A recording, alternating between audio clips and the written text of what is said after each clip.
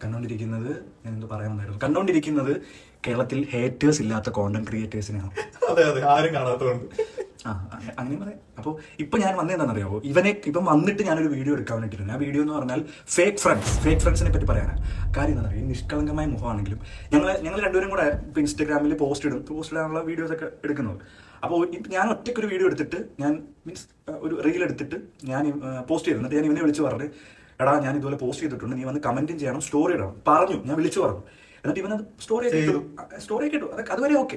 എന്നിട്ട് ഞാനൊരു വൈകുന്നേരം 6:30 ആയപ്പോൾ ഞാൻ ഇവന്റെ സ്റ്റോറി നോക്കിയപ്പോൾ എന്റെ സ്റ്റോറി അതില്ല, ഡിലീറ്റ് ചെയ്തിരിക്കുന്നു. ഈ നാറ് അത് സാഹചര്യങ്ങളുടെ സമ്മർദ്ദം മൂലം ട്രെയിൻ പോലെ ആയി സ്റ്റോറി. അപ്പോ അതിനകത്ത് നിന്റെ മാത്രം ഞാൻ അറിയില്ല.